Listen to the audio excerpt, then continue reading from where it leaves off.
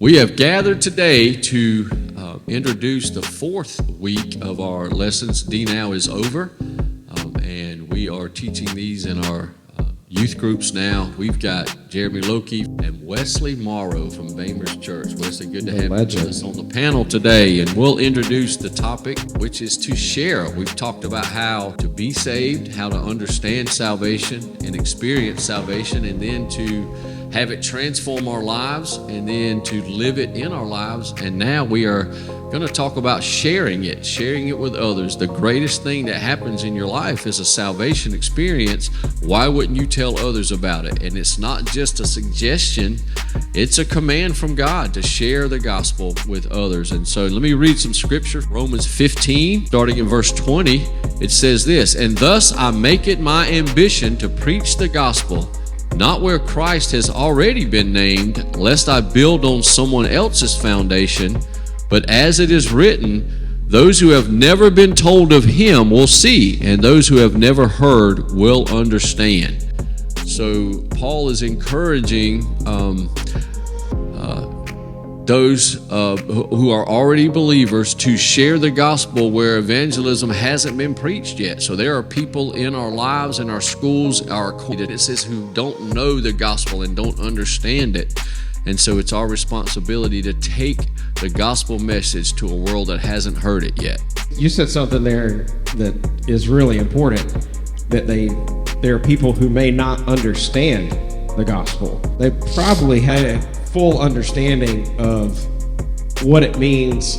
You know, we talked before about, you know, the fire insurance idea and things like that, but like how it fleshes out in life, in daily life.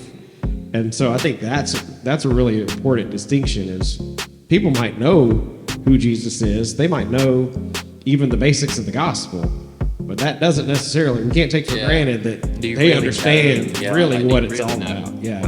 What we need to, as believers, adopt is not to learn a evangelism strategy. Those things are wonderful, and you got to know how to share the gospel and lead somebody to Christ. Those are very important, but I think where we miss the boat is relational evangelism, where we live it out in our lives, and as a result of us living it out in our lives, we share our experience with those we've built relationship with.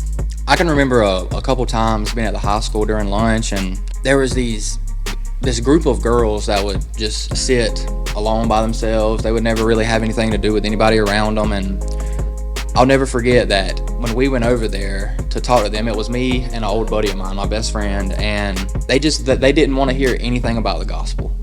They just shut it down. God's not real. And I think as believers, we all have a story to tell. And so all we have to do is open our eyes and see what God's doing in my life and share that with others. And the whole gist of the session that we're about to go through is what I want to share with others to draw them in is what God's done in my life. I mean, to me, sharing your story, I mean, especially for me, that is the easiest thing to do. Because, I mean, telling people what God's done in other people's life, that can be easy, but I know all about my life. I don't know about everybody else, but I know what he's done in my life. So. Right. A lot of times I've found that when people are resistant to the gospel, it has less to do with God and more to do with his followers.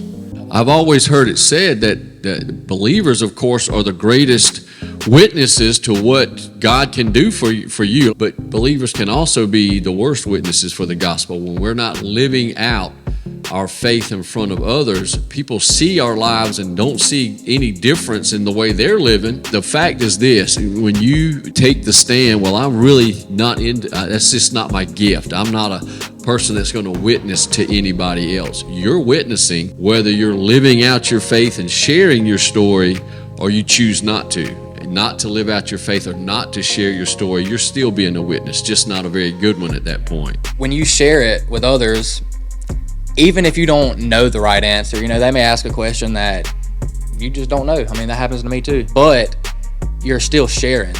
And that's going to leave that, like, when you leave that person and leave that conversation, it'll have them people thinking about, like, do I believe in him? Yeah. Who is this guy? Strengthens your faith. Yeah, that's a good point, Wesley. And here's a great response to that. You know what? That's a great question. Why don't we research that together? Let's find the answer to that question together, and that opens another door to build further. The idea that once you become a Christian, now all of a sudden You have all the answers. You don't. It's not like an information download, the heavenly download. That doesn't happen. And obviously, if they've asked you that question that you can't answer, they've been pondering that too. So they're seeking an answer because they're asking you. It's a natural next step to say, well, what's your relationship with God, and how do you view God, and let me explain to you how a person becomes a believer. It's just a natural flow of things. So, but share your stories. I want to read one more scripture. In 1 Chronicles 16, it says, "Oh, give thanks to the Lord, call upon his name, make known his deeds among the peoples. Sing to him, sing praises to him, tell of all his wondrous works." And that's our command from God, is to just tell what God's done in our lives. Make it personal to share the gospel. Because it is Very, perfect. Make it very personal. Cool. All right. Thanks, guys. Have a great session.